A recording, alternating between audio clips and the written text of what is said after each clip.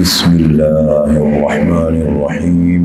سورۃ آل عمران کا سب سے پہلے ہم نے اس کی فضیلت بتائی، پھر اس کا تعارف کرایا، پھر اس کا موضوع بتایا۔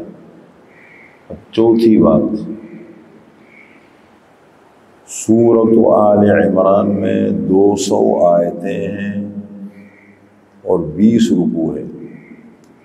شروع کی 83 آیتیں 83 آیات میں اللہ نے عیسائیوں کے ایک وفد کا ذکر کیا ہے۔ سن 8 ہجری میں مکہ مکرمہ فتح ہوا، اور مکہ مکرمہ کے فتح ہونے سے پورے عرب پر مسلمانوں کو بالادستی مل گئی۔ سیاسی طور پر پورے جزیرۃ العرب پر آپ صلی اللہ علیہ وسلم اور صحابہ غالب ہو گئے۔ اب کوئی مقابلے کی طاقت بظاہر نہیں تھی وہ مسلمانوں کا مقابلہ کر سکے، اس لیے پورے قبائل نے یہ فیصلہ کیا کہ اب ظاہر بات ہے ہمیں جو مخالف تھے کہ ہمیں آپ صلی اللہ علیہ وسلم کی سیاسی غلبے کو تسلیم کرنا چاہیے۔ مختلف قبائل، سن 8 ہجری میں مکہ فتح ہوا اور سن 9 ہجری میں حج فرض ہوا۔ آپ صلی اللہ علیہ وسلم نہیں گئے حج میں۔ وجہ یہ ہے کہ سیرت کی کتابوں میں اس سال کو عام الوفود کہا گیا ہے۔ وفود کا سال، دھڑا دھڑ لوگ آ رہے ہیں، قبائل آ رہے ہیں، بڑے بڑے قبیلے آ رہے ہیں، کوئی مسلمان ہو رہا ہے، کوئی آپ صلی اللہ علیہ وسلم کی سیاسی بالادستی کو تسلیم کر رہا ہے۔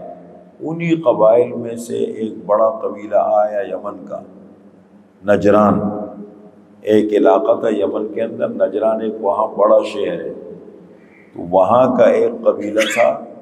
وہ یہ سارا کا سارا یمن کے رہنے والے اصل عرب ہیں، اصلی عرب وہ ہے۔ تو یہ پورا کا پورا قبیلہ زمانۂ جاہلیت میں انہوں نے عیسائیت اختیار کر لی تھی، عیسائی بن گئے تھے، اور روم کے بادشاہ کی طرف سے ان کو بڑی مراعات حاصل تھی۔ ان کے لیے گرجا بنوایا تھا، ان کے لیے تعلیم کا انتظام کیا تھا، ان کے لیے بڑے بڑے وظیفوں کا انتظام کیا تھا، بہت خیال رکھتے تھے ان کا۔ تو جب مسلمانوں کو غلبہ ملا، مختلف قسم کے قبائل آئے، تو ان میں 60 افراد پر مشتمل 60 افراد پر مشتمل لوگ آئے۔ ان میں 14 ان کے مین سرکردہ لوگ تھے، اور 3 بڑے بڑے سردار تھے۔ وہ سردار جو ان کا اہم سب سے پہلے نمبر پر تھا عاقب ابن عبد المسیح، یہ ان کا ذمہ دار تھا، یہ جس کو کہہ لیں ان کا لیڈر۔ پھر اہم السید، یہ ان کا بہت عقل مند سمجھدار آدمی تھا، ان کے مشورے سے سارے کام ہوتے تھے، سسٹم یہ بناتا تھا۔ اور ابو حارثہ ابن علقمہ، یہ ان کا مذہبی اعتبار سے عیسائی تھے نا، تو مذہبی اعتبار سے ان کا سب سے بڑا عالم وہ یہ تھا۔ یہ آپ صلی اللہ علیہ وسلم کی خدمت میں مدینہ منورہ پہنچے۔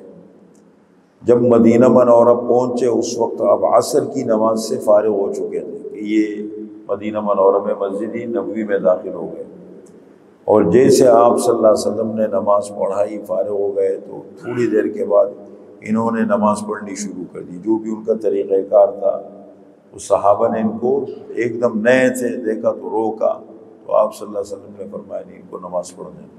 انہوں نے مشرق کی طرف، ان کا قبلہ مدینہ میں سے مشرق کی طرف پڑھتا تھا، تو انہوں نے نماز پڑھی۔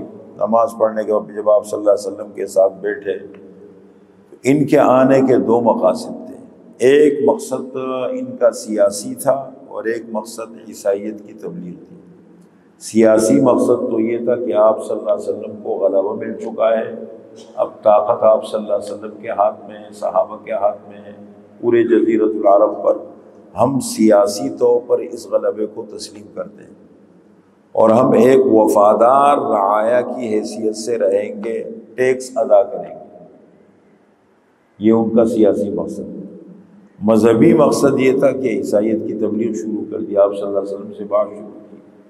تو آپ صلی اللہ علیہ وسلم سے جب بات شروع، آپ میں دیکھو بحث مت کرو، بیٹھو، سمجھ میں آتا نہیں تو چلے جاؤ۔ بعض جب باتیں شروع کی تو مسئلہ انہوں نے جس کو بنیاد بنایا وہ الوہیت کا مسئلہ تھا کہ حضرت عیسیٰ علیہ السلام خدا ہیں۔ ان کا عقیدہ ہے نا، جیسے کل میں نے ذکر کیا تھا کہ عیسائیوں میں 3 فرقے ہیں، یعقوبیہ، نستوریہ، ملکانیہ۔ نستوریہ یہ کہتے ہیں کہ حضرت عیسیٰ علیہ السلام یہ اللہ کے بیٹے ہیں۔ یعقوبیہ کہتے ہیں حضرت عیسیٰ علیہ السلام ہی خدا ہے۔ ملکانیہ کہتے ہیں کہ 3 خدا ہیں۔ تو انہوں نے جب بحث شروع کیا، آپ سے فرمایا دیکھو میری بات سنو، مجھے اللہ کی 4 صفات ہیں جو کسی میں نہیں ہے۔ پہلی بات مجھے یہ بتاؤ کہ حضرت عیسیٰ علیہ السلام ازلی ہے، ابدی ہے؟ مجھے اس سوال کا جواب دو۔ حضرت عیسیٰ علیہ السلام ازلی ابدی ہے، کیا معنی ازلی؟ ہمیشہ سے ہے اور ہمیشہ رہیں گے؟ کہنے لگے نہیں، ہمیشہ سے تھے نہیں اور ہمیشہ بھی نہیں رہیں گے۔ دوسری بات مجھے یہ بتاؤ کہ حضرت عیسیٰ علیہ السلام کا علم ہر چیز کو محیط ہے، ہر چیز کی حقیقت کو، زمین کے اندر کیا ہے، دل میں کیا ہے، آسمانوں کے اوپر کیا ہے۔ علم محیط کا مطلب ہر چیز کا علم ہو اور مکمل علم ہو۔ عیسیٰ علیہ السلام کا ہے؟ کہنے لگے نہیں، علم محیط تو نہیں ہے ان کے پاس۔ چوتھا سوال یہ کہ حضرت عیسیٰ علیہ السلام حضرت مریم کے پیٹ سے پیدا ہوئے ہیں؟ کہنے لگے ہوئے، تو اللہ کی صفت سے لم یلد ولم یولد، نہ اللہ کی اولاد ہے نہ اللہ کسی کی اولاد ہے، کہنے لگے نہیں۔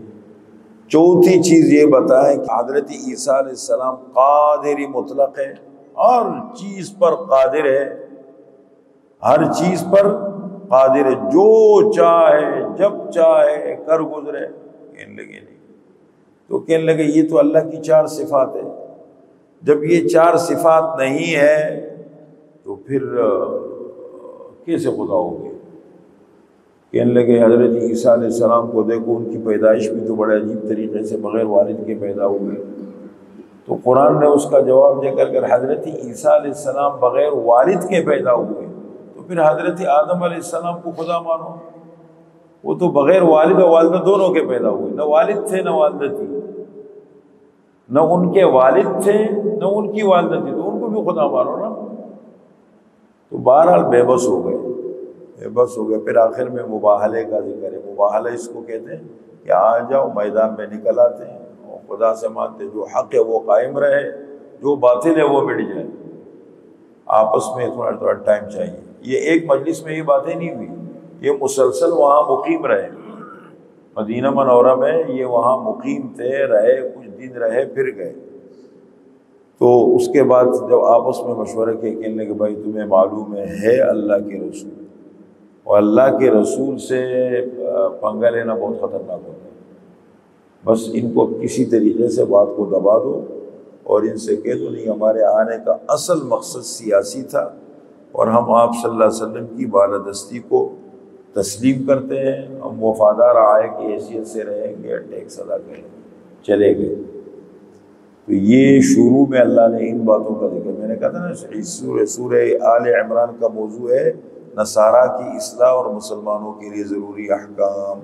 اب یہ باتیں یہاں سے شروع ہوں گی انشاءاللہ۔ الحمدللہ۔